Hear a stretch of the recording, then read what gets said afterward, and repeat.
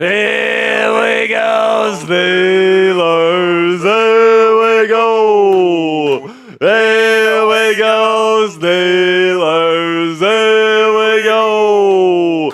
Here we go, Steelers. Here we go. Welcome into the Steelers Talk Live Show. I'm your host, Jack Sperry. That is our producer, Jeffrey Cooperstein. And we got a bunch of great Steelers content coming your way here on today's Overreaction Monday. Coop, it's the first Overreaction Monday of the year after 3 straight Victory Mondays. Yes. Now we get to overreact a little bit here. So first up on today's show, latest news and rumors. I'm going to be breaking down. I was able to watch the film from yesterday's game, Coop, and I've got 6 takeaways that I want to share with the Yinzers today. Honestly, I think I'm coming out of that game. Obviously it's a disappointing loss. A team you should have beaten, even on the road. Well-coached team. I think it was an inferior opponent, but at the end of the day, I think that a lot of the stuff that was bad for the Pittsburgh Steelers is correctable. Obviously today, the bad news, and I think the worst thing that came out of yesterday's loss is that we lose James Daniels for the season. Yeah, he was playing so well. He was playing the best football of his career, frankly. He was like was he the highest grade lineman in the NFL? Highest graded guard in the NFL. And we lose him for the season, so that makes 3 linemen now that we lost for the year. Yeah, that was tough news, but I still think they're in an okay spot on the offensive line. They got a lot of talent, but they've got a lot of experience. Not a lot of experience. Yes. Lots of first and second year players on that right side of the offensive line. Yep. Broderick struggled out of the gate. McCormick, I thought, was okay in pass protection yesterday, and run blocking was horrible for McCormick yesterday. They're gonna need Broderick to figure something out because they're gonna need either Spencer Anderson or McCormick to figure it out, or else they're gonna have to find a new right guard here. And today, absolutely. Also on today's show, we're gonna be breaking down 8 potential options for the Steelers to replace James Daniels if McCormick and Spencer Anderson aren't fitting the bill here. So this week's live schedule here, it's week 5 now. So obviously you guys are watching us right now on Steelers Talk Live here on Monday. Then on Wednesday, we have it on Thursday. That's we have 5:30 p.m. Eastern on Thursday. And then on Sunday, we're going to be going live at 7 p.m. Eastern. So about an hour and a half pregame, baby. An hour and a half pregame for our first primetime game of the year, Steelers versus Cowboys. I think the Steelers are really going to play well this weekend in a bounce-back victory against the Dallas Cowboys. Cowboys really down bad. We got news today that Micah Parsons likely won't be playing. Yes. We know DeMarcus Lawrence won't be playing this week, and they were already the worst run defense in the National Football League. I'll tell you what, this stream on Sunday may be an absolute movie, so make sure you don't miss it. We're going live about 90 minutes before kickoff. I can't wait for this game. All right, before we get into the content today, guys, appreciate all the real ones tuning in with us here at the beginning of the show. But before we give some shout-outs here and we go over our donation menu, let's have a word from our sponsor here at Game Time, which is the fastest and easiest way to buy tickets for all the sports, music, comedy, and theater in your area. And folks, we all know that experiencing a Steelers game, especially a football game, especially a Steelers game at Acrisure Stadium, is unlike anything you can get from watching the game on your couch with the terrible towels flying everywhere. And I mean, me particular, I love those winter games, man. It's just so Pittsburgh, so gritty.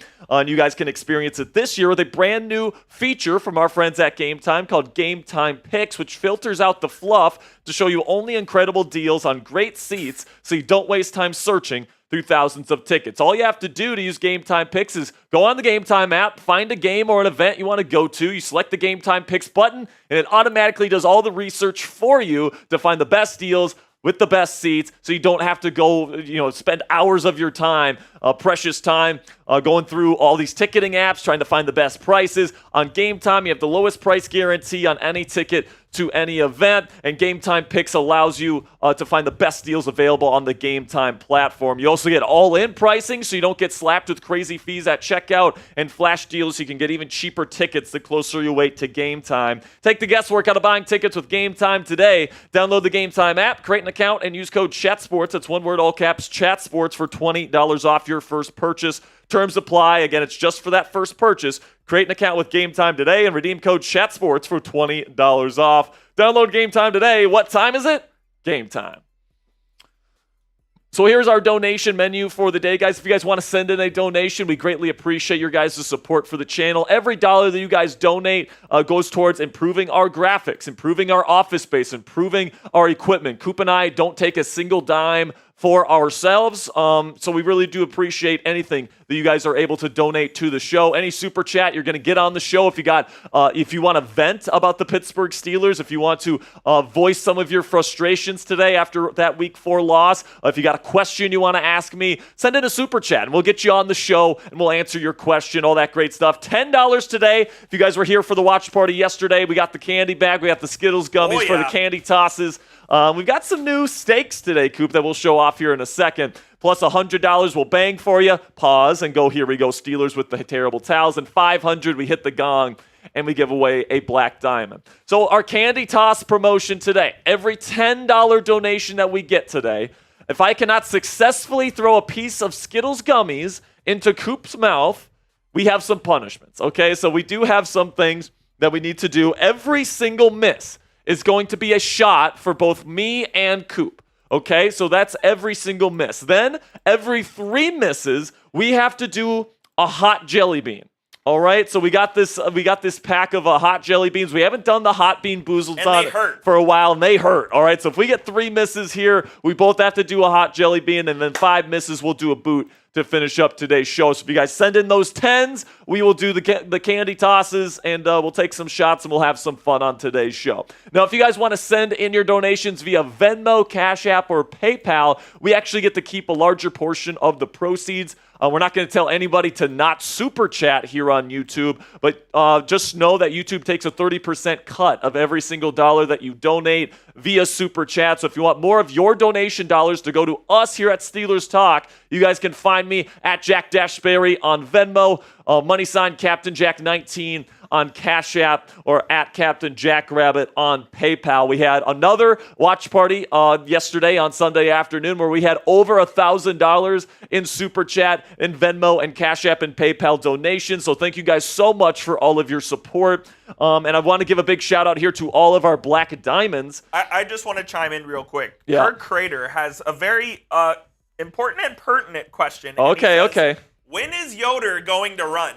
Oh, don't you worry. I've been looking for him all day, and I haven't found him yet. He's hiding from us. He is trying to hide from us, but I promise you guys, we are going to make sure he runs his mile. Hopefully he doesn't pull a hamstring, because I don't think he's run a mile since high school. And we will show you on Steelers Talk. And we will show you a video of him running the mile on Steelers Talk. Maybe we'll do like a little time lapse so that everybody knows he ran the mile. I want to give a shout out here to our Black Diamonds. These are the people that have put in at least $500 in Super Chat revenue on a singular Steelers Talk live show. Coop's going to be rolling through all the graphics. If you guys join Black Diamond Club, you guys get your very own Super Chat sticker with your name on there and all that great stuff. You also get your very own watch party jersey, where we wear the watch party jerseys with your retired numbers and your name on there during the live watch parties. So I really do appreciate all the people in the chat that are Black Diamonds. Thank you guys so much for all of your support. You guys are the lifeblood of this channel. And yes, F. Sperry in the chat. I still need to get to some of these stickers. I promise you guys, I'm going to get to it this week. I'm making a promise to myself, but I appreciate you guys. If you want to be the next member of Steelers Talk Black Diamond Club, I know it's a hefty price, but at this point, we got so many. It's got to be exclusive. $500 on a singular stream. We greatly appreciate all of your guys' support. All right, man. So on today's show, we got Overreaction Monday, and we got James Daniels replacements. Usually, Coop, we do what's it called? We do the preview for the following week's game, but with the injury to James Daniels today, I just think it was more pressing to do a James Daniels replacement cut today. We'll get to the preview, I think, on Wednesday, but for the time being here, it's going to be Overreaction Monday today, James Daniels replacements, and then also the Tomlin Tuesday. Whatever comes out tomorrow will be tomorrow's videos. And then Wednesday, we'll have our preview for Sunday Night Football. Make sure you guys click that subscribe button if you haven't already. We're getting close already to 62,000 subscribers. We passed the 61,000 subscriber mark yesterday on our watch party, so thank you to everybody that clicked that subscribe button. If we can get to 62,000 by the time we go live on Sunday, I will be very, very happy with that. First Super Chat of the day coming in from Black Diamond member Pat Lepla. Says, do you think Fields locked up QB1? I think he did. We're going to get into Fields here in our first segment today for Overreaction Monday, but I think the best way to describe Fields' play yesterday, Coop, is that he definitely wasn't the reason why they lost. Correct. And I think that you can definitely say he was a big reason why they almost won. I mean, he made big plays down the stretch, especially with his legs, especially in the red zone, getting into the end zone 3 times in 3 straight drives to keep this team in the ball game. And if it wasn't for a botched snap, a missed DPI, and then a bad decision by Mike Tomlin not to call a timeout on 4th and 10, who knows, man? We might be talking about Justin Fields leading this team back from a 3-point deficit yesterday. The botched snap was a real backbreaker, man. Like, you're driving right down the field, and it looked like you... Well, it was the first play. Oh, that was the first play. It was the first play of the drive, and it just completely derailed your chances. Once that happened, you have no chance, basically. So, yeah, the last drive didn't go well for a multitude of reasons, but... I do think Field locked it up. I think we'll get an announcement from Tomlin tomorrow during his press conference that Fields is the QB1 of this team going forward. I do believe that will happen. Absolutely. Okay, type me in the chat if you've liked the stream. We got 175 people watching. 44 people have liked the show. We need to get to 50 likes here before our first segment. It really does help out the show, man. The more people that like the show, the more people get in here because the YouTube algorithm is seeing this show getting a bunch of likes, and they're like, hey, let's push this out to other Steelers fans just like yourself. So spam me in the chat. I want to give some shout-outs to all the real ones that are here showing us love today. We got Pittsburgh Steelers fan 8, got Kurt Crater, we got Gibson, we got Kevin Reed, we got Meech. Of course, we've got the lovely Cassie Voth, my girlfriend, in the chat. Show Cassie some live. We got Steeli in the chat. We've got Jason. We got Vibin' with the Dogs. We got Jason again. We got Hot Rod 24 with us. We got Jacob Wizarak. What's up, Jacob? We got Brock Walker. We got Christian Andujar in here. We got Eric Parker. We got Kareem Richardson, Pittsburgh Steelers fan 8. We got Vince John L. Flagg. Vince, number 4 for your jersey is taken, so let Cassie know if there's another number that you would like. We got 6 rings. Got Colin Bailey. We've got Darnell Kennedy. King Confidence is here. Good to see you, King Confidence. We got a bunch of great people. Crip Gang is in here. All right, we've got over 50 likes, so let's get this thing started. Overreaction Monday here after a loss versus the Colts. Can't wait to get this going with you guys. Coop, stop laughing over there, man. You're making me laugh. Or if somebody sends in a $10 super chat, we'll do these candy tosses today. But we're going to get to some Steelers content right now. Overreaction Monday here on Steelers Talk. Vibing with the Dogs. We'll get to your super chat after this first segment right here. So let's get into it right now. Overreaction Monday here on Steelers Talk.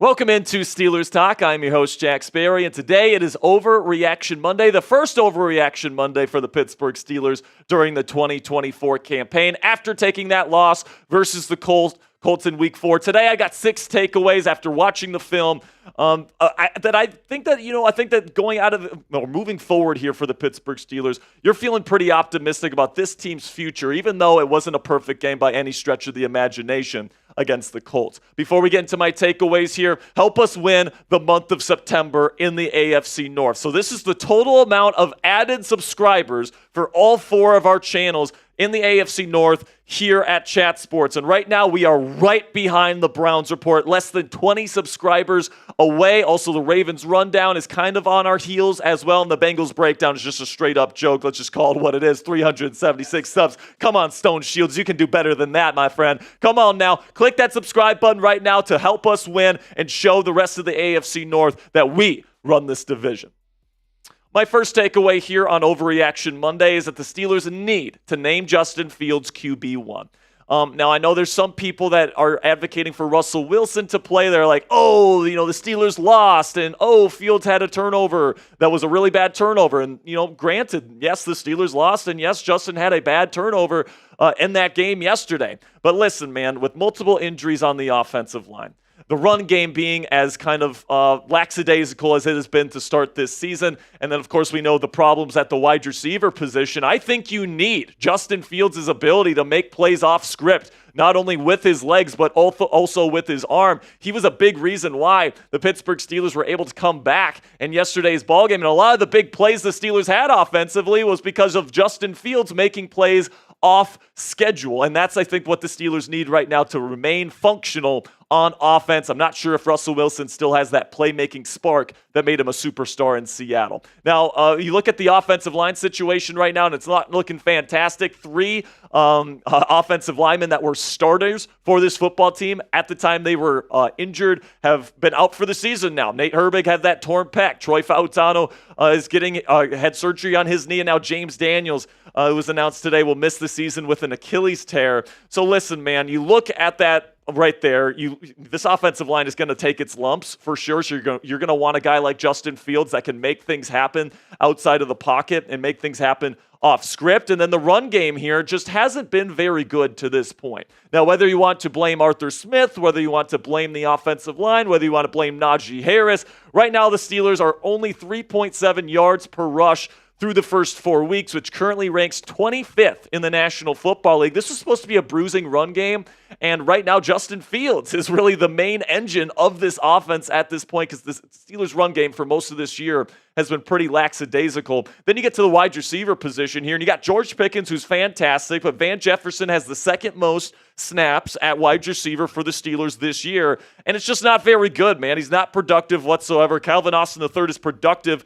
when he's on the field, but he doesn't get on the field all that much because he can't block, and Arthur Smith wants guys that can block as his number 2 receiver. And Roman Wilson, of course, is a healthy scratch. So right now you got pretty much George Pickens and then a bunch of nobodies helping him out here. Pat Freiermuth is getting in there in the mix as well. But right now, I mean, you got the offensive line that's in shambles. You got the run game that's not working to the way that you want it to work. And then you got the wide receiver room that has one legitimate receiver. And, I just think if you put Russell Wilson in there, who's not really an off-schedule playmaker at this point in his career, I'm just not sure if he's going to be able to thrive. Now, if this offensive line was working, if this run game was going, and they could really get the play-action game going for Russell Wilson, I think it'd be a different story. But right now, I just don't think that's the case. You need a quarterback like Justin Fields who can make things happen off schedule. You take a look at his numbers to this point, and despite all the problems that we've talked about on the Steelers offense, he's still completing over 70% of his passes. He is getting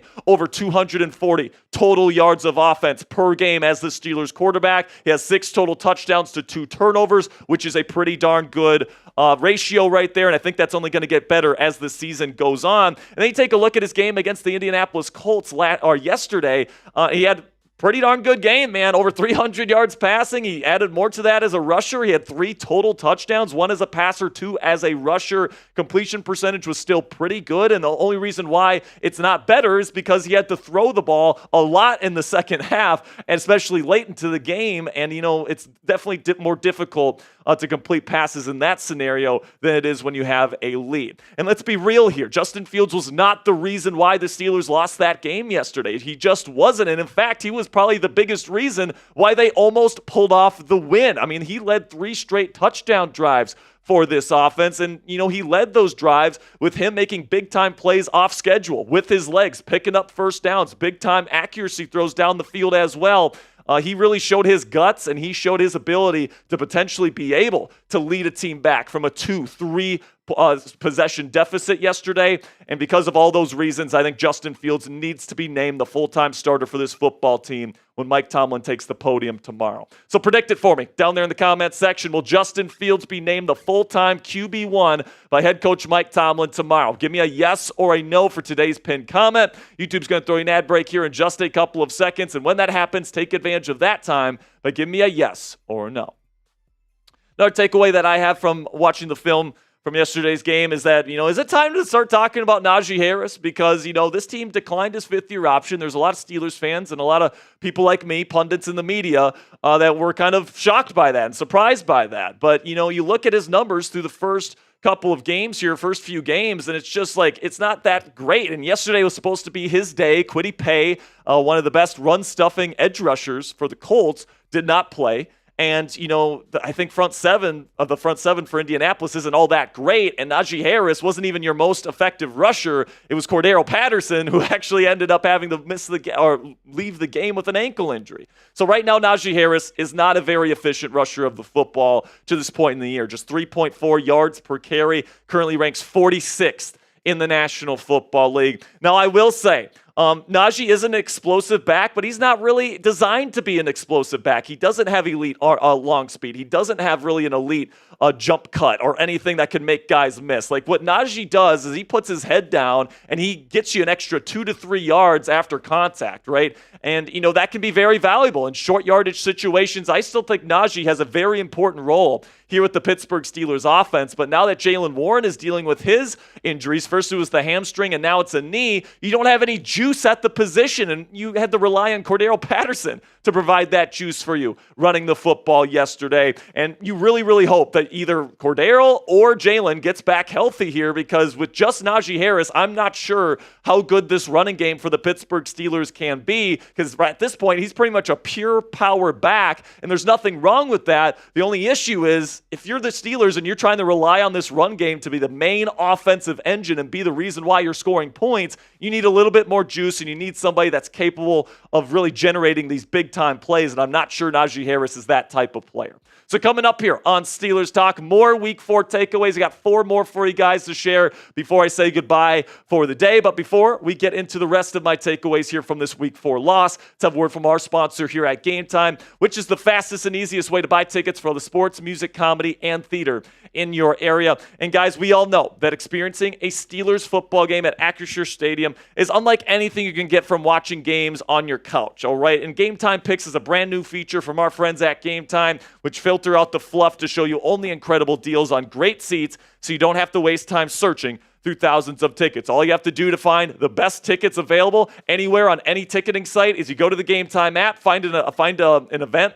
that you want to go to, you select the Game Time Picks button, and Game Time just filters every single ticket for that event through their special algorithm, and it's going to show you the best deals on the best seats, so you can always get the best tickets for you and your family whenever you go out to a Steelers game. So you guys can also get the lowest price guarantee on any ticket to any event on Game Time, so you guys can rest assured that everything you see on Game Time Picks, every single ticket on there has the lowest price guarantee. You also get the all-in pricing on Game Time, so you don't get slapped with crazy fees at checkout. And then also flash deals, you can get even cheaper tickets the closer you wait to game time.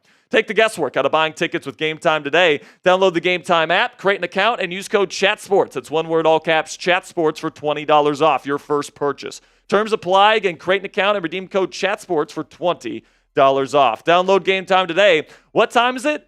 Game time. Another overreaction Monday takeaway from me here, guys, is who's to blame for the botched snap? And there's a lot of people that have been talking about that botched snap, right? You have the football with plenty of time to either tie the game with a field goal or win it with a touchdown in the first play. You go silent count, and it's completely botched, and it completely derails that potentially game-winning drive for the Pittsburgh Steelers and Justin Fields. Now, what happened was the Steelers went to a silent count, and what happens during a silent count is the left guard looks at the quarterback to give them the sign, and then they tap the center, and then the center snaps it to the quarterback. So that is the silent count from shotgun. Okay, and apparently, you look at the video and you look at everything that happened, it looks like Mason McCormick taps center Zach Frazier while Justin Fields is still kind of looking around, and then the ball gets snapped. So I do think that, Justin Fields and Mason McCormick are the two guys that I probably blame the most. Probably a little bit more on Mason because I think he tapped Zach too early before Fields was ready, but Fields does have to be ready to take the snap no matter what. He admitted as such in his post-game press conference. So if you want to put the blame on anybody for that botched snap, I'm going to put it on Mason McCormick. It was his first NFL game, his first time working that silent count with this offense, and he screwed up, I think. And then Justin Fields does have a little bit of the blame as well because he has to be ready for whatever comes his way. A little bit of an overreaction Monday takeaway here is I think you got to get Van Jefferson off the field. If you're head coach Mike Tomlin, I get that Van Jefferson is technically a fit for this Arthur Smith offense. He's a bigger guy. In theory, he should be able to be a better run blocker than guys like Calvin Austin III. But man, through 4 games, just 5 catches and 36 yards for your number 2 receiver. That is terrible. All right, and I'm rooting for Van Jefferson. I was willing to give him a shot heading into this year. You guys know that I was very optimistic about him after having a pretty darn good training camp. But, we're 4 weeks into this thing. We're almost a quarter away through the season now, and Van Jefferson has 5 catches for 36 yards, and he has the second most snaps of any receiver on this football team. That's not good enough. You need to replace him. Now, I don't think Calvin Austin III is Arthur Smith's ideal replacement because he likes to have guys that can block on the field at all times, especially on early downs. And Calvin Austin III, as much as he may try to be a good blocker, he just doesn't have the functional strength or size to be a good blocker at the wide receiver position. Now, he's definitely your second best receiver. I think week 3 versus the Chargers definitely showed that. He's extremely dynamic out in space. Definitely got to get the guy the football more, in my opinion, but he can't block, so he's not necessarily the best fit for Arthur Smith's offense. And because of that, I think a wide receiver move is just a matter of time here for the Pittsburgh Steelers, whether that's Cortland Sutton, DeAndre Hopkins, somebody else. The Steelers are going to make a move at the wide receiver position, and who knows, maybe once you put Roman Wilson out there, you finally have your number 2 receiver, and Mike Tomlin looks like an absolute idiot for sitting him for as long as he has sat him, right? So something's got to happen at the wide receiver position. I just think you got to get Van Jefferson off the field at this point. Then we get to Arthur Smith and the offense in general. You guys know that I was a big fan of the Arthur Smith hiring. I thought that it was a good hire at the time. Went into the season extremely, extremely optimistic. But watching it on film here, there's a lot of head-scratching stuff. I'm not sure if he's teaching stuff in the run game as well as he needs to be teaching it because people are out of place, all these different things. Now, you look at these numbers, and they're not phenomenal. I mean, they are top 10 in third down percentage. You can thank Justin Fields for that, by the way. Giveaways, they're top 10 there. They're protecting the football quite well, even though they didn't do that in week 4. But everything else, man, they're below league average in points per game, yards per play, and red zone efficiency. So all that, you really want to see that go up if the Steelers are going to be making a serious run at a Super Bowl this year. But to be clear, and I've been seeing this all over Steelers Twitter. I saw it on the watch party yesterday. People were saying, oh, this is Matt Canada all over again. No, it's not, all right? This is not Matt Canada. If you think that this offense looks like a Matt Canada offense, you weren't watching before, because look at these numbers from Matt Canada's offense before. It was way, way worse, man. It was way, way worse. It was way down into the low 20s, even into like bottom 3 in the league. This is not a Matt Canada offense.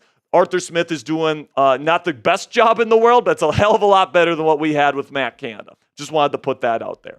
Final thing for Overreaction Monday here after watching the film from yesterday is that the defense is going to be just fine, guys, all right? I'm seeing a lot of people overreact to the defensive performance, giving up 27 points to Joe Flacco and the Colts, but I really thought that Shane Steichen came in with a really good game plan, especially early on. They got 17 unanswered points to start the game, and then after that, I thought the Steelers' defense actually played pretty well to finish out the game. And you look at the numbers as a whole through these first 4 games. I mean, this is excellent, excellent production for the Pittsburgh Steelers, all right? Second in points per game allowed. 4th in yards per game allowed. Still top 10 in yards per play allowed. I mean, pretty much everything is top 10 on this list right now, and it's better than what it was last season. So I definitely have a lot of optimism for this Pittsburgh Steelers team. As we continue on here during this 2024 season, I particularly have a lot of confidence in the Steelers defense. Wasn't the best start for them, but they eventually got it going in the second half, made some big stops, got some 3-and-outs,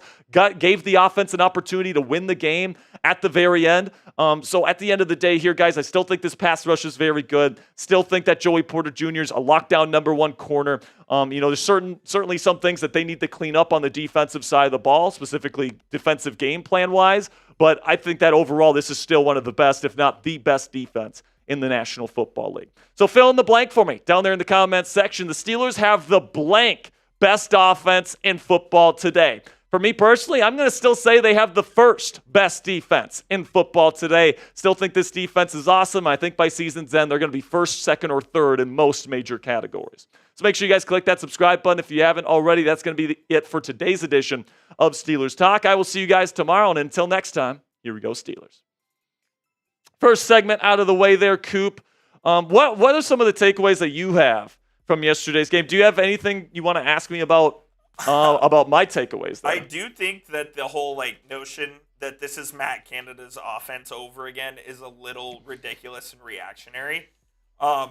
Is the offense great? No. Is it as bad as it was with Matt Canada and Kenny Pickett? Absolutely not. Absolutely not. And I'm not listen, like I said, what's one of my takeaways? Arthur Smith's offense, to me, has been disappointing to this point. Yes, I would agree. It has been disappointing, but there's a difference between that and between it being what we saw last year, which, if we're being honest, was complete BS from Matt Canada. And honestly, I think that the reason why the Steelers offense is as good as it is right now, which is a below average NFL offense, I think it's because of Justin Fields. I was literally going to say, like, imagine if Fields wasn't running this offense and it was an immobile quarterback like Russell Wilson running it. Yeah. It would not look as good. Like right now, you have a rotating wheel at offensive line. It's hard to build chemistry when there's guys constantly shifting around. Then the run game, you've had Jaylen Warren who's been hurt the entire season, and Najee Harris has not been explosive. Then in the wide receiver room, you have George Pickens and literally nobody else. Dude, I mean, Van Jefferson, we showed you, is literally the number 2 receiver, and he has 5 receptions for less than 40 yards. It's about a catch a game from your number 2 receiver. That's unacceptable. And look, you can say, oh, we should have got Brandon Ayuk, this and that. Ayuk's not having a good year. He would have helped this offense significantly. Absolutely. And, like I said, Coop, whether it's getting Roman Wilson in there and seeing what the kid can do. You have to at this point, right? Whether it's that or whether it's going by the trade deadline, getting a receiver, like something's got to happen. I'll say this. Because if they don't get a receiver, this season's over. Especially since the Cowboys' defense is an absolute joke and they're one of the softest teams in the NFL. If Najee Harris doesn't get over 100 yards on Sunday, we have a problem. Well, but also, I feel like this would be the perfect game for Roman to make his debut. Fair. Yeah. I mean, at this point, based on what you've seen from Van Jefferson, it's like, what do you have to lose to put Roman Wilson in there? Yeah. What do you have to lose? Now, Mike Tomlin keeps stating that he's not ready to play. Now, Roman says he's ready to play. He's ready to go. Yeah. Roman says he's good to go, but Mike says he's not. And unless Mike is just being a complete dumbass here, which I don't think he is. I really hope he's not. I hope he's not. If he plays Roman this weekend, though, Coop, and he balls out, there's going to be so many people being why'd you sit him these 2 weeks? 100%. What are we doing? And so, it's a lose-lose situation for Mike here. Because if he doesn't play him, he doesn't have a number 2 receiver. But if he plays him and he plays well, absolutely. People are going to come after him. $2 super chat from Vibin' with the Dog says, Justin, learn to take snaps under center, please. So it was under center, I think, yesterday, and he tripped over Frazier. Yes, he did. Now, I don't know if that's on Frazier for getting his leg in the way. I don't know if that's on Fields for having bad footwork there.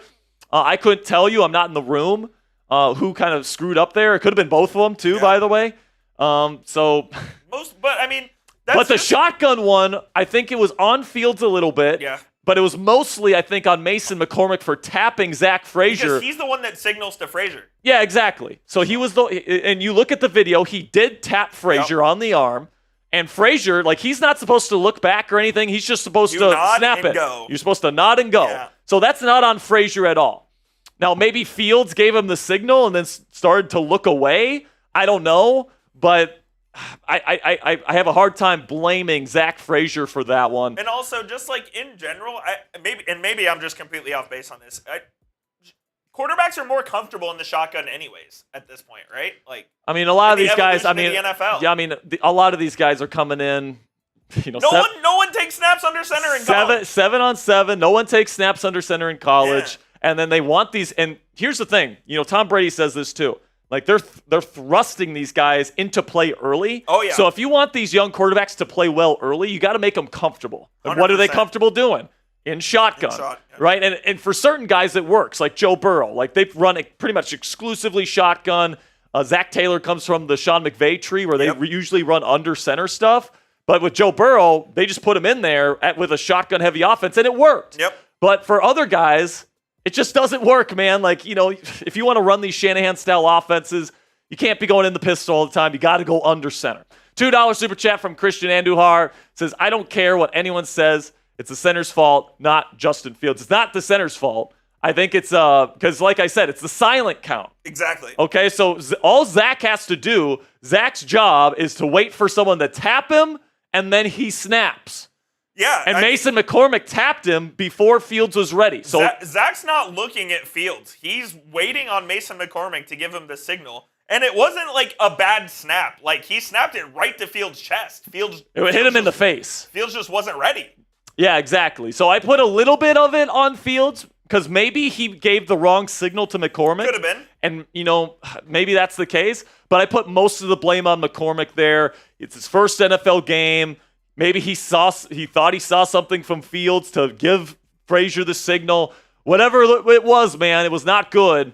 And obviously, it might have cost the Steelers the game. $10 super chat from Elevate LTs says, "What's up with Patrick Queen? Kind of been quiet. He hasn't made any like huge impact plays, Coop, but I think that he's been pretty solid." Yeah, he's been solid. I think it's one of those things like where you haven't heard his name, and maybe that's kind of a good thing because that also means he hasn't made any critical mistakes either.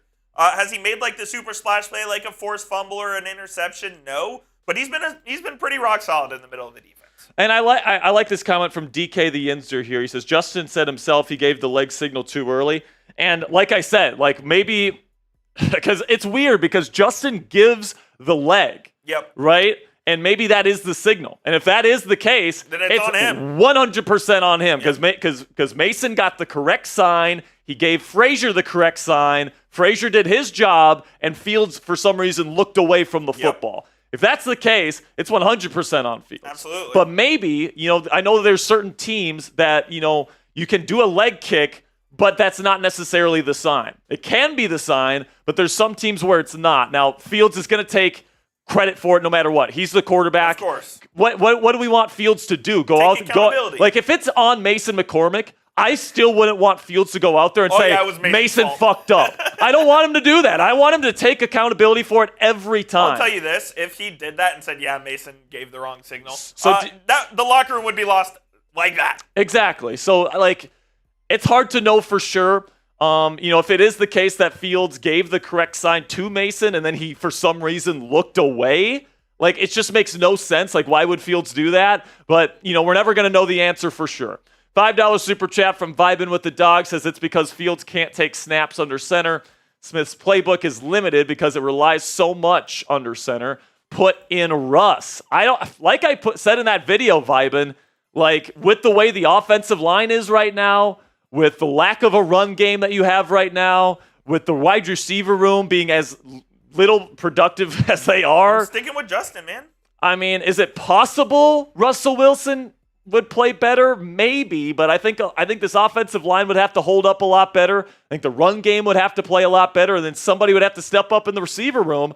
And right now, I don't see that. I see Justin Fields as the main engine of this Steelers offense. And if you take him away, I think this offense is even worse, if I'm being frank. If we're talking about 2013 or 2014 Russ, this is a different story. It's 2024 Russ who can't move anymore. Yeah, and Russ can move a little bit, but it's not like Fields, though. It's not like Fields, and it's not like it used to be with Russ back in Seattle. At this point, Russell Wilson is a pocket passer, and that's how he has to win. 100%. And right now, I think the only way Russell Wilson can be an effective NFL quarterback is in a system with an excellent run game where he can go play action and throw the deep ball. Yep. And that's why I had so much faith in Russell Wilson heading into the year. But a lot of the things that I expected to see from the Steelers offense this year just haven't come to pass. I thought the offensive line was going to be not only healthier, but more productive. I was hoping this run game was going to be one of the best in football. It's not. I was hoping Van Jefferson or somebody to step up as a number 2 receiver. They have not. So because of all that, plus Justin Fields playing as well as he has been playing, I think you got to stick with Justin Fields. Kenneth Leonard Sr. brought up, he has a good question in the chat. He said, does Justin's price jump to a 4th-round pick from a 6th now that he's playing? So he's talking about the conditionals from the trade. The way it works is that if Fields plays half of the offensive snaps for the Steelers offense this year, it turns into a 4th-round pick. Gotcha. But honestly, given how much Fields, I think, is elevating the offense right now, moving it from a 6th to a 4th-round pick is worth it. Yeah. And, is it possible that, you bring in Russ and, his experience, and I think he is a little bit more accurate, and I think he is maybe a little bit better of a drop-back passer. Does that fix things a little bit, make it a little bit better? Maybe. But honestly, I think the team is behind Fields. I think at this point, like I said, you got other concerns on the offense that have nothing to do with Fields, and you need something to counteract that stuff. I think Fields' playmaking ability is something that could do that. Elevate LTs says, I want them to figure out what to do with Jones. He is looking like a second round second round pick to me. Well, he's not even looking like a He's second. looking like an undrafted free agent. He's looking like a fifth, sixth round pick to me, man. He has not been great to start this season. He's gotten pretty lucky too, Coop, because Joey Bosa gets hurt early against the Chargers. Last week, Kwity Paye is out, and they had to go to their fourth edge rusher. The problem is also next week, DeMarcus Lawrence and Micah aren't playing, so he's catching a lot of good breaks here. But eventually, he's going to be going up against some of the best edge rushers in football, and I'm worried about that. Wait till we play Cleveland and he has to face Myles Garrett. Well, Myles Garrett lines up against the left tackle. Oh, he goes on the other side. Yeah. Well, that's so nice. Good luck, Dan Moore. Good luck, Dan Moore. Absolutely. But here's the thing about Garrett. He has not been good this year because he's playing on one foot. Oh, is he injured? He's dealing with a big foot injury right now, and he is limited. You can see it on film. Myles Garrett is not the same Myles Garrett that won Defensive Player of the Year last year. No way. Shouldn't have won Defensive Player of the Year anyways. It's one of the big reasons why the Browns have regressed so much is because Myles Garrett isn't the dominating force he was last year. That shit still pisses me off. Me too, man. TJ should have won that. All right, man, let's get into our second segment today. James Daniels replacements. I don't think necessarily the Steelers are going to make a move at guard, but if Mason McCormick struggles, if Spencer Anderson struggles, who knows, man? Like, they might make a move here. I've got 8 names that the Steelers could target if they want. That's what we get into here, our second segment. Here's our donation menu here. We got a couple. We owe 2 candy tosses for my man Elevate LT. Any super chat you get on the show, $10 will do candy tosses. 100 we bang. Plus, here we go, Steelers. Have 500. We do a gong hit. We owe 3. We owe 3 now. Javon coming in with a $10 super chat. We'll get you guys up screen here in a second. Here's where you guys can donate via Venmo if you guys want to send it via Venmo. All right. Appreciate you guys. Let's lock in. Here we go. Remember, we have punishments if we miss these. So you better not miss. I won't miss. All right. Nope, no. Attempt. No attempt. No, not an attempt. Not an attempt. You caught it. Nope, bad one. I'm going. I'm pulling it. I'm pulling it today. Okay. And it's good! Not F, Coop. Let's go. All right, here we go. Shout out to Nico. Shout out Nico. $5 super chat says Fields with better play calling would be elite and some more wide receiver help. I don't think Fields is elite, personally. Go away, Sam. Sam is just watching us over here. Producer Sam. F Sam. But to answer your question, Nico, Fields does have deficiencies in his game. He still plays a little slow mentally at times. The accuracy can be off at times. He's not the perfect quarterback, but I think that he's a lot better now than what he was in Chicago. And, I think that, he's a guy that the Steelers can win with for sure. All right. Ready? Yep. Next one. It's up. And it's good. Let's go. All right. We just got our first Venmo alert of the day, too. So I'll send this Coop's way. Shout out Javon Bethea with the first-time super chat. Javon, appreciate you. Everybody spam Javon. And it's a first-time super chatter. So let's give him some Ric Flair drip. Woo! Javon says the referees were blind and completely biased yesterday. I didn't think the refs were all that bad. There was the one. Well, on the last drive, wasn't there a pass interference situation on the last drive? Yeah, I thought the Minka one was. I can see why they threw the flag for the Minka one, but I thought it was kind of ticky-tacky. Yeah. That pass interference. But the pass interference on George Pickens, I mean, people forget about this. I thought that there was clear contact. Yeah. And it was like at the 40-yard line. That would have completely changed everything. That would have completely wiped away the botched snap. But they don't call it because it's the home team, right? Here we go. Appreciate you, Javon. Everyone give Javon some love in the chat. Our last Skittle toss. We've got one more. We've got one more after this. Oh, yeah, that's right. Two more after this. Shit. All right. Let's go. Here we go. Next one. It's up. No! All right. We'll take shots after the segment. All right. I forgot to grab the shot glasses, so we'll do the shots after the final segment here, okay? Next one. It's up. Nope. All right. Next one. Up. Coop didn't like that one. Home run derby rules. Home run derby rules. You have to swing. It's up. And it's good. Perfect toss. He didn't even have to move. And we got one more. Elevate. Just answer this real quick. Who was worse, Kendrick Green or Broderick Jones? Well, when they were here with the Steelers, Kendrick Green. Kendrick Green was so bad, man. He was really bad. He was real bad. Broderick at least is capable of having some good reps, I'd say. So I'm going to go with Broderick Jones. Then Steeli comes in with a 10. Here is Steeli's Skittle toss here. And it's up. And it's good. The adjustment from Coop. Coop. All right, so we're going to do this final segment here. We'll take our shot to finish off today's show after this segment here. Coop will go get the shots after we're done. So listen, I don't think the Steelers are going to make a move now for a guard, but maybe at the deadline they think about making a trade or signing somebody if Spencer McCormick or Spencer Anderson or Mason McCormick doesn't work out at right guard. So we're going to talk about those names, those potential replacements right here on Steelers Talk. So producer Coop, let's go.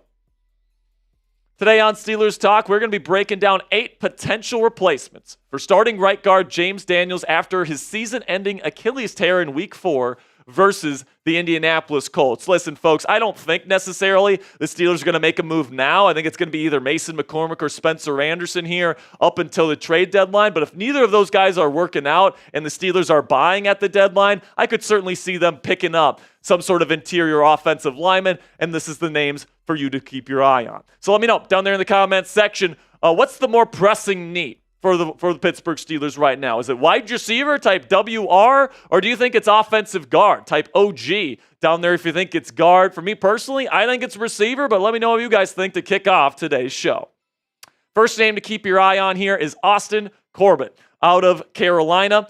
He's somebody that has played both center and guard in his career. He's playing center this year for the Carolina Panthers, and he's actually doing pretty well. We'll go over his PFF grades here in just a second, but he's 29 years old, so he's not ancient, okay? 6'4", 305 pounds, so he's got good size. He's on the final year of his contract, so Carolina might be looking to unload some of these players at the deadline if they're selling, and Pittsburgh was actually linked to Corbett, and they were reportedly interested in him on the free agency market in 2022, so I could imagine Mike Tomlin still being interested in a guy like this in a trade. So you take a look at the PFF grades here with his time with the Carolina Panthers and the Los Angeles Rams is where he was before.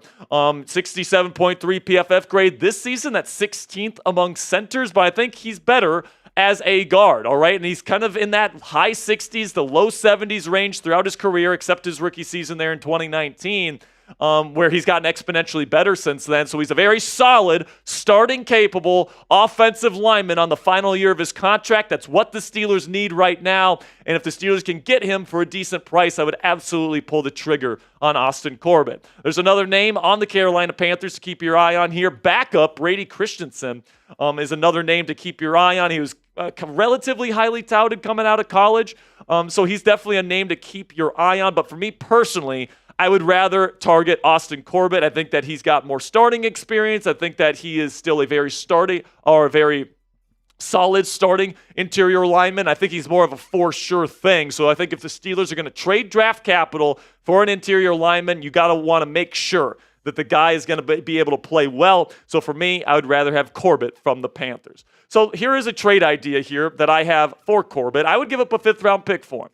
Maybe you could even get him for a 6th rounder. I don't know. I think the Panthers are probably trying to get draft capital. If their season's over by the trade deadline, which is more than possible, I think they would potentially, take the bait on this one and give up Austin Corbett for a 5th round pick. So would you accept this trade if you were Steelers GM Omar Khan? Type A if you'd accept, or type D if you would decline. This will be the pinned comment on today's show. So YouTube's going to throw you an ad break here in just a couple of seconds. When that happens, take advantage of that time by giving me an A or a D. Couple players from the Arizona Cardinals to keep your eyes on is starting left and right guard. Will Hernandez on the right side, Evan Brown on the left side here. Now, the Cardinals are another team that if they're losing and they're selling at the deadline, they may decide to let one of their starting guards go for the right price. Now, you take a look at the 2024 grades for each of these guys, respectively, to this point. Will Hernandez is grading out just a little bit higher than Evan Brown in each of the categories on Pro Football Focus right now, but they're both pretty similar caliber offensive linemen, all right? So you take a look First, we'll look at Will Hernandez here and how he has started his career in the National Football League. His first few years in the league with the Giants, not so good, living in the 50s. That's not where you want to live if you are starting offensive guard in the league. But then he goes to the Cardinals, and he's been a lot better. He's been in the 60s here, which is not phenomenal. It's not all-pro caliber, but I think the Steelers don't really need an all-pro caliber guy. They just need somebody, a one-year rental, to get them through this season, if they want to make a move at this position this year. Then with Evan Brown, the other guy here, he can play both center and guard. He played center for them last year, but I think that his PFF grading definitely shows that he's a more natural fit at the guard position. So this year, a 65.5 is pretty decent. Now, he does play on the left side, not on the right side this year, so that would have to be something he gets used to. So personally, between these two guys, I'd probably rather have the right guard, Will Hernandez. Now, coming up here on Steelers Talk, 4 more potential James Daniels replacements here. We'll get into that here in just a second. But first, let's have a word from our sponsor here at Game Time, which is the fastest and easiest way to buy tickets for the sports, music, comedy, and theater in your area. And guys, we all know that experiencing a sporting event, especially a football game live, is unlike anything you can get from watching the game on your couch. Game Time Picks, a brand new feature on the Game Time app, filters out the fluff to show you only incredible deals on great seats so you don't have to waste time searching through thousands of tickets. And it's super easy to use, guys. All you guys got to do is go to Game Time app, find an event you want to go to. And by the way, it's more than just sporting events, guys. It's theater, it's comedy, it's music, it's all that great stuff. If you can get tickets to something, you can get it on the Game Time app. Then all you have to do is click Game Time Picks at the top of the screen, and it automatically filters through their entire database of tickets for that event to find the best tickets at the best price, so you don't have to spend hours searching through a bunch of ticketing sites trying to find the best price and the best tickets. It automatically does it for you, and it saves you a bunch of time. And what I love about using the Game Time app personally is that you get the lowest price guarantee on any ticket to any event, all-in pricing so you don't get slapped with crazy fees at checkout. And you also get flash deals, so if you like to procrastinate and wait to get your tickets last minute, Game Time actually rewards you for that with even lower prices. All right, so it's absolutely fantastic. Take the guesswork out of buying tickets with Game Time today. Download the Game Time app, create an account, and use code CHATSPORTS. It's one word, all caps, CHATSPORTS. It's right down there in the bottom right of your screen right now for $20 off your first purchase. Terms apply. Again, create an account and redeem code CHATSPORTS for $20 off. Download Game Time today. What time is it? Game Time. Another name to monitor here, somebody that's been a starter in this league for a long time, is Dalton Risner from the Minnesota Vikings. Now, Dalton is 29 years old. He's over 310 pounds. He's a big boy. And he's currently slated to come back off the PUP list as a backup for the Minnesota Vikings, as their two guards have actually played pretty darn well to start this season. So Risner, somebody that this team brought in last year, is now slated to be a backup, and he's considered to be one of the best depth guards in the league, and he's on the final year of his contract. So I think for the right price, the Vikings might be willing to let him go. Now, maybe they keep him. You know, they want to keep depth at this position in case there's an injury. I could certainly see that as well. Plus, for the Steelers' perspective here, he is coming off a back injury. All right, so there is a little bit of risk there if you go out and get a guy like Dalton Risner. And you look at his Pro Football Focus grading, it hasn't been stellar. His best season was in 2021, where he had a 68.5. PFF grade, he was in the top 30 among guards that season. But ever since that, man, like last year, he wasn't all that great. 2022 wasn't all that great, which is one of the reasons why he was a free agent. It seemed like forever in 2023 before the Vikings eventually picked him up. So, you know, he's a veteran. He has a lot of experience. But, you know, he hasn't necessarily been grading out all that well as of late, plus he's coming off an injury. But something to note here specifically with the Vikings is that they traded Ezra Cleveland, one of their starting guards last year, to the Jacksonville Jaguars at the trade deadline. So could they be willing to trade another one of their guards, this time a backup, to a team willing to give them a late day 3 pick? I guess we'll have to see. Coming up here on the show, top free agency options. I got 3 guards that are currently free agents that the Steelers could pick up right now if they wanted for no cost at all in a trade. But before we get into all that and we get into the free agency options here to replace James Daniels, let's have, or go ahead and click that subscribe button if you haven't already, because we got daily Steelers videos here on YouTube every single day. Many days during the week, we have 2 videos go out.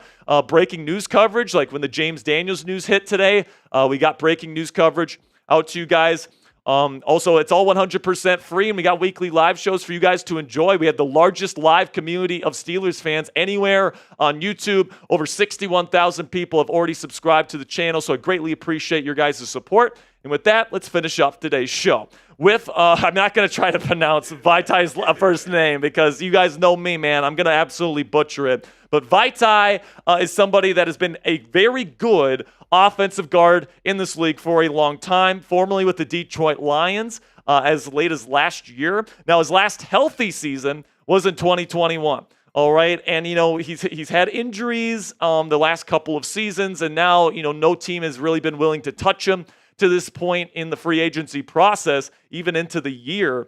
So, he's played for both the Detroit Lions and the Philadelphia Eagles in his career. So he's played with very, very good offensive line units throughout his career. It's just a matter of staying healthy for Vaitai. That is the big issue. Plus, he's getting older. So that kind of combination of injury history plus age is something that has kept him away from NFL teams to this point. But as we know, the Pittsburgh Steelers have a major need at this position, and Vaitai could be a fit moving forward. Take a look at his Pro Football Focus grading here. Last year, this is just his healthy seasons, and we have to go all the way back to 2021, where he had his last healthy season, 68.4. His best season was in 2019 with the Philadelphia Eagles, 74.4, before he got that big contract heading into the COVID season. So Vaitai is a decent player. You'd have to worry about his injury stuff. I'm not even sure if he's in shape, but when he's been on the field, he's been pretty darn good in an NFL uniform. Then we get Mark Glowinski here. And if you want to go by Pro Football Focus grading consistency,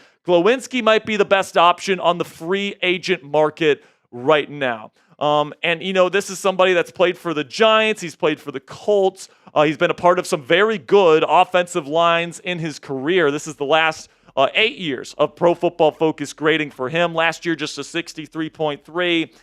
With the Giants, he was kind of hovering around the 60s. Had a couple seasons in the 70s there with the Colts.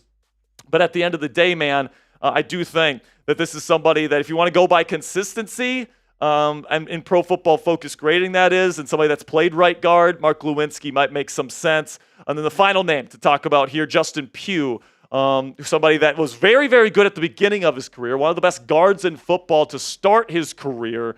But then lately, it hasn't been all that great. All right, you look at just last season, the Giants brought him in to try and help out their issues on the offensive line. You can make the argument he made things even worse. He had the worst PFF grade of his career last season with the Giants at a 41.6. So listen, this is somebody that's been in the league for a very long time in Justin Pugh, and you can certainly make the argument that he is cooked at this point in his career. So some honorable mentions here. Michael Dieter from Washington. He played a little bit for the Houston Texans last year, was pretty decent at both guard and center, but he lost the competition to Nick Allegretti at left guard this year for the Commanders. Maybe they'll be willing to deal. Phil Haynes and Matt Filer are some other players that with experience in this league that are free agents, but I didn't want to put them in my top 8 list today. So let me know, who's your guy down there in the comments section? Should the Steelers replace James Daniels with somebody via trade or free agency? And if so, who do you want them to go get? Do you want to go get Vaitai, Mark Glowinski in free agency, or would you rather get like an Austin Corbett or a Will Hernandez in a trade? Let me know what you guys think down there in the comments section. For me personally, if I can get Austin Corbett for a good price, I am pulling that trigger if I'm the Pittsburgh Steelers. So that'll be it for today's show, guys. I really do appreciate all of your guys' support. Make sure you click that subscribe button. I do want to make abundantly clear that I'm really hoping that Mason McCormick really solidifies himself as the starting right guard for this team this year, and this video becomes absolutely unnecessary, but I do think it's important to have you guys informed on the potential options for the Steelers if McCormick and Anderson do not play well. So make sure you guys click that subscribe button if you haven't already. If they make a move, we'll have a breaking news video. And until tomorrow, guys, here we go, Steelers. All right, man. Segments out of the way. Coop's going to go get some... I will. Is going to go get some shots. We have some Super Chat sketch up on, and we have another candy toss to get to. 2 candy tosses here. Oh, are we going with 2? We're going with 2. Every 10. Javon. Let's go, Javon. Coming in with a 20. Says Broderick was getting beat, and it seems like the Colts had Arthur Smith offense sniffed out. What you think? like I said, I've been disappointed with Arthur Smith to this point. I don't know if they had him sniffed out, though. But at the end of the day, by the end of the game, it was the Steelers offense, not the Colts defense, that was winning, 100%. right? They had 3 straight touchdown drives before that disastrous final drive. So, I'm looking at what the Steelers offense was able to do. They got better throughout the day. Justin Fields clutched up in that second half, really showed some fight. The whole offense as a whole showed some fight. So I appreciate that aspect of it. If I can, play devil's advocate here and kind of, come to the defense of Arthur Smith, Coop, the offensive line has been shifting around. Running backs haven't played particularly great. His best running back, in my opinion, and Jaylen Warren, has been pretty much not 100% healthy the entire season. And this front office hasn't given him the proper weapons to succeed in the passing game, in my opinion. So, Arthur Smith, could it be a lot better? I don't want to make excuses for him, but let's just say there's been a lot going wrong with the roster here as of late. $10 super chat from CWK says, I don't think we should trade for a receiver because if our offensive line can't give Justin time, then it doesn't make sense. We need offensive linemen. So listen, man, I think that here's a misconception, and here's something that I keep hearing on Steelers Twitter that I disagree with, and that is that the Steelers' pass protection hasn't been good. It's been all right. It's been okay. Dan Moore Jr., I think, has a pass block grade of over 80 right now. James Daniels had the number one he was the number one run blocking guard in football. But Zach Frazier's been really good. I think that Daniels obviously was really good. Broderick and Spencer weren't fantastic, but it's not like Justin Fields hasn't had time to throw. If anything, Justin has had time to throw, but there's nobody open. And that's the issue, in my opinion. Brock Walker asked, what about David Bakhtiari? Is he an option? He's not going to want to play right tackle. That's true. Plus, you made an investment in Broderick. Though? What's that? What about right guard? No. You think Bakhtiari, who's been a left tackle his entire life, is going to make this switch to guard? No. First, he's switching sides, and he's switching positions. So that's I'm just asking. I know, no, but I'm answering your question with a hard no. Go after yourself, Coop.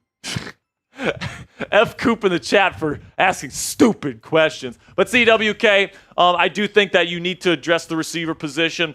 And, you look at the offensive line right now, Coop, it's not like this group is untalented. No, they do have talent. They just don't have much experience. Dan Moore Jr. has been more than fine this season. He has been an above-average left tackle. It was clear he worked this offseason with Duke Manyweather. Yeah, you're getting Seumalo back this week. So your left side is actually very, very solid. Then you have Zach Frazier in the middle, very solid as well. So your entire left side, very, very confident. And then you shift to the right. But then you get to, there's a big question mark at right guard. Is Spencer or Mason going to be able to step up there? Listen, man, I think that this team's plan is to put Mason there next year anyway. James was on the final year of his contract. They believe in Mason McCormick. They started him last week for a reason. Yep. Now you just expedite the process of moving him to the right side. So hopefully McCormick plays well there. And if not, we can get one of the players we just mentioned in that last segment. Absolutely. And then you kind of just hope that Broderick Jones holds up this year. And that scares the hell out of me. And if he doesn't, go get Donovan Smith from free agency. I don't know, man. I don't know what you do if Broderick Jones stinks this year, but appreciate your super chat there, CWK. We'll add your candy toss there. Let's do it. Got 3 candy tosses here. Here we go. Ready? Yep. Bad toss. And let's go! Let's go! We only have one. What are we at right now? Like 5 for 6? Yeah. Something like that. We only have one shot. Is it in a row?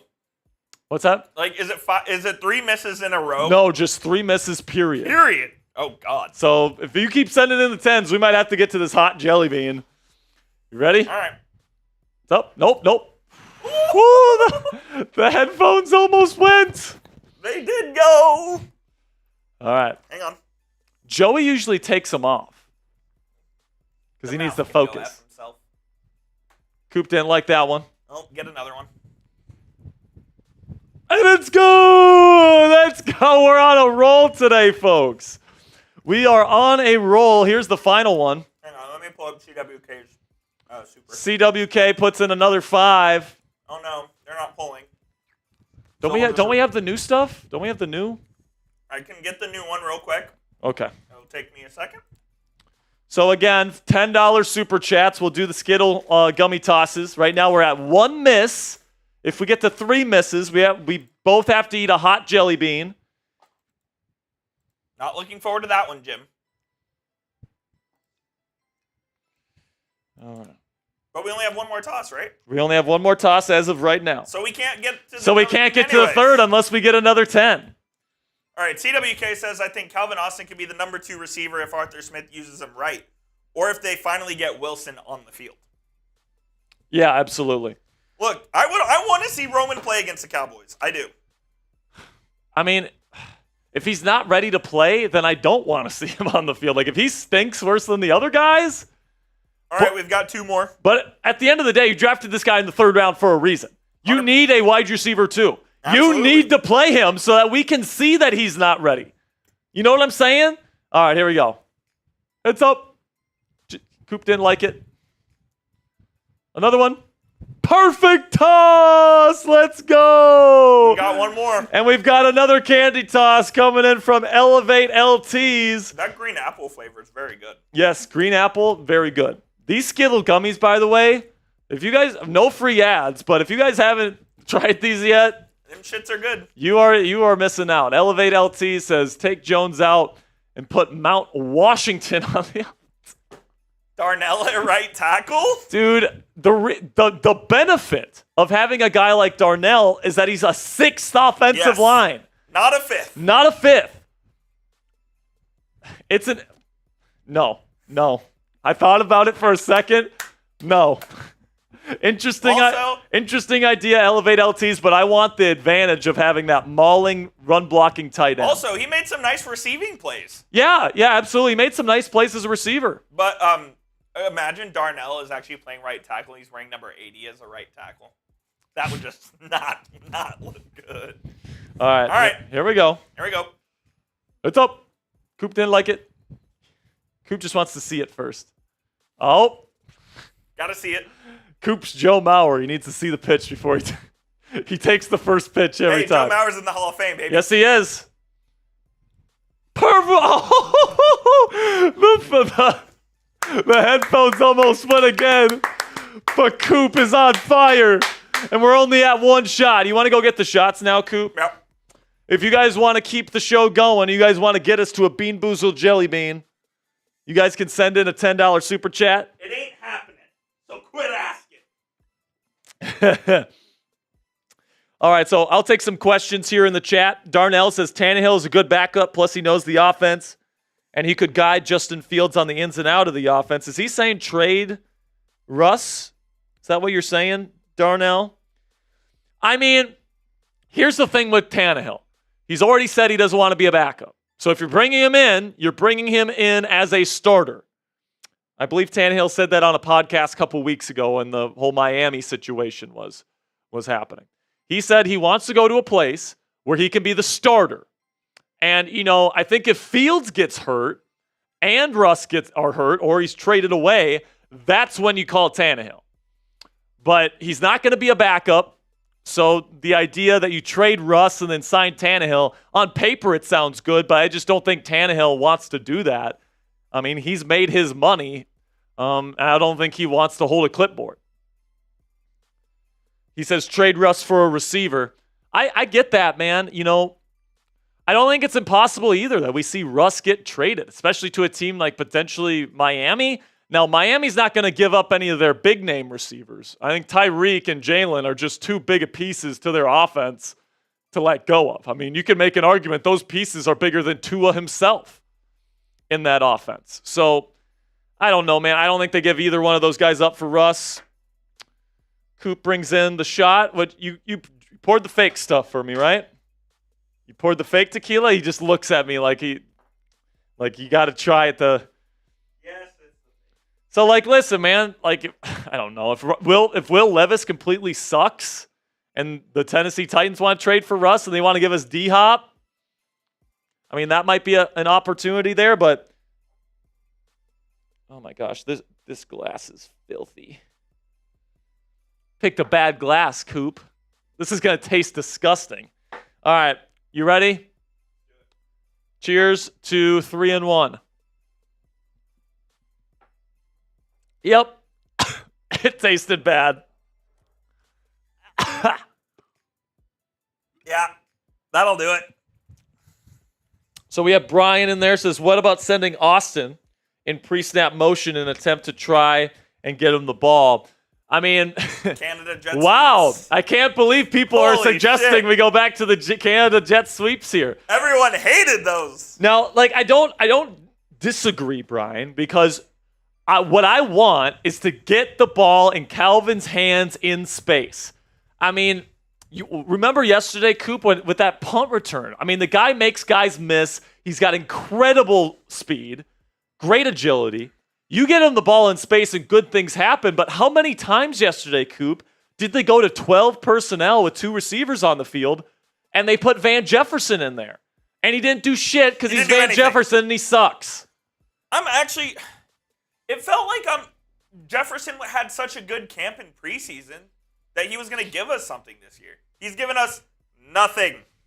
I mean, let's go back and look at his stats. It's what? 5 catches for... Here, we've got it right here. 5 catches for 36 yards. That's so bad. Dude, we've played 4 games. Brian says Brandon says Raiders for Russ, get Devontae Adams. Perfect fit for both teams. Here's the thing, though, Brandon. If they trade for Russ, they're not going to want to trade Devontae. You know what I'm saying? Because, like, if they're trading Devontae, they're pretty much punting on the season. So why would they want to trade for Russell Wilson on a 1-year contract and somebody that's an aging guy that's not going to be your long-term answer? Like, it just, I mean, unless the Steelers are giving him like a first-round pick and Russ, which isn't completely impossible, I guess, but I'm looking at the situation right now, man. I think you probably do separate trades, Coop. Like, if you name Fields the starting quarterback, if there's a team that's willing to give you a 4th-round pick or higher for Russell Wilson, you say bye to Russ. 5th-round pick at the very least.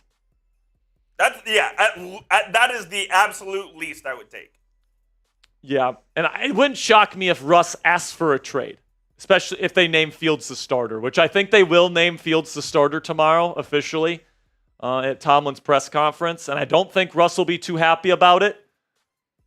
Now, I think he's going to try to keep it quiet. I think he's going to tell them, like, hey, if there's a team that comes calling about me, try to make something happen. It also wouldn't shock me at all if Tomlin tomorrow was like, Justin's our starter this week.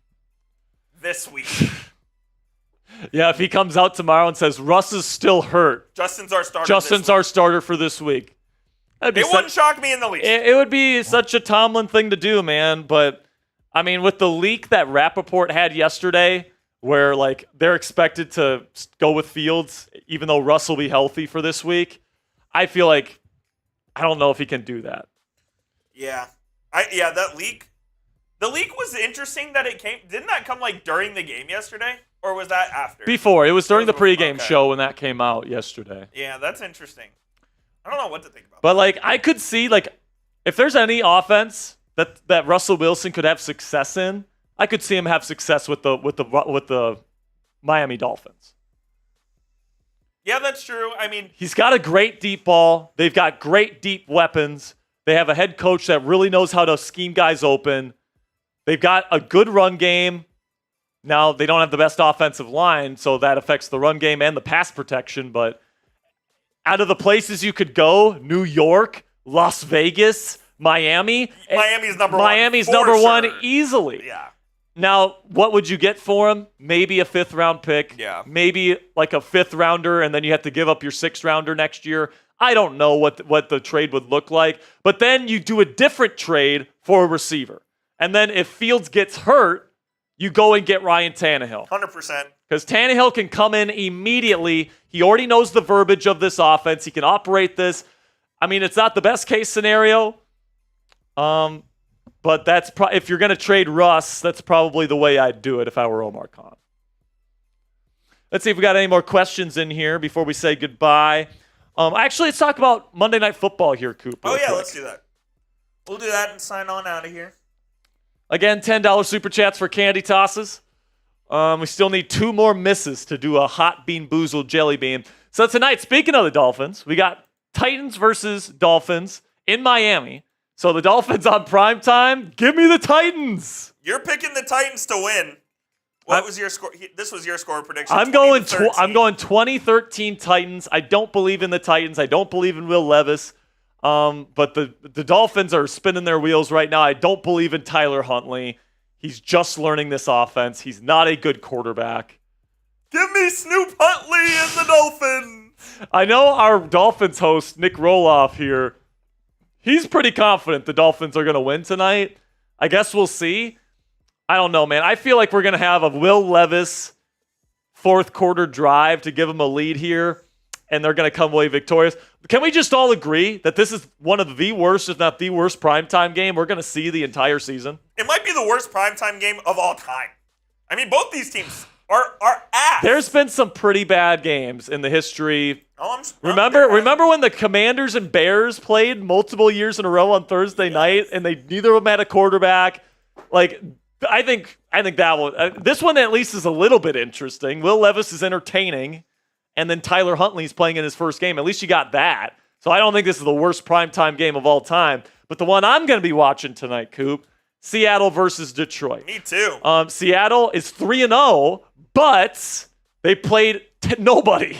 All right, you played the Broncos, you played the Patriots, and then you played who did they play last week? I'm blanking. Did they play the Titans? Let me double check. I'm blanking on who they played last week. If anybody has the answer for me, let me know in the chat. They played the Dolphins. Yeah, the Dolphins. That's who it was without Tua. Yep. So they haven't played anybody yet. But if they get to 4-0 tonight, or if they just put up a good fight against a legit Super Bowl contender in the NFC and the Detroit Lions tonight on the road with new head coach Mike McDonald, I'm probably going to put them in my top 10 teams in the NFL after this week. Geno's been great. The defense and the pass rush in particular has been great. Mike McDonald is a defensive guru. 4-0's 4-0. I think it's going to be a good game. I could totally see Seattle coming out of this with the win, but I'm going to go 23-21 Lions just because I'm not completely sold on Seattle.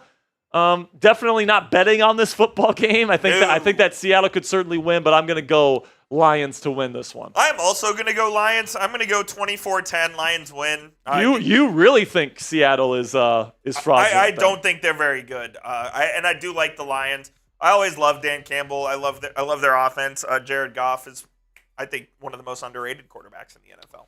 Got a good question here from Brian. Says, would you guys want to see the Steelers draft a running back next year, or would you guys want to see it as a priority as of now? Or what would you guys see as a priority? Listen, man, I want to keep Jaylen Warren around. Yep. He's your dynamic playmaker. Najee, I hate to say it, man, because I love Najee. He's a good guy. He works his ass off. I think you got to let him go. I think so, too. You already declined his fifth-year option, so he's going to hit unrestricted free agency anyways. And, you can find a power back in the draft. You can find a power back in round 6, round 7. Just look. I know the Packers took him in the second round, but A.J. Dillon, Braylon Allen. I don't even know what Braylon Allen was this year. I think he was like a 5th-round pick for New York. So the Steelers can find a number 2 running back next year in the draft. I think you keep Jaylen Warren around because he gives you that dynamic playmaking ability. And Najee is averaging 3.4 yards per carry this season, man. His career yards per carry is 3.8. That's terrible. That's really bad. That is not good. Now, Najee's a power back, and he does a good job of that, but he doesn't provide any splash, really. So that's something, to me, that can be replaced. So I'm not going to be willing to pay him the money that he's going to want to stay in town. I feel that. So it's unfortunate. You have a very expensive defense. You might be paying Justin Fields a relatively big contract, depending on how he plays this year. I just don't know if you have the room to pay 2 running backs here, man. That's unfortunate, but since you can only pay 1, you have to draft another, or at least bring in somebody in free agency. Absolutely. All right, you want to get on out of here so we can film that other vid? Yeah, let's get out of here, man. I appreciate everybody for sticking around with us here today. Over 100 likes. Still 112 people watching. You Real guys are the absolute best. We'll see you guys on Thursday. Our preview for Sunday Night Football will be out tomorrow. Oh, not tomorrow. On Wednesday. We got our James Daniels replacements video going out in the morning. Or no, later in the day. But then we have Tomlin Tuesday tomorrow. He might announce Justin Fields as the starting quarterback. And if he does that, we'll have breaking news coverage for you guys. So don't go anywhere. Click that subscribe button. And until tomorrow, guys, here we go, Steelers. Peace out.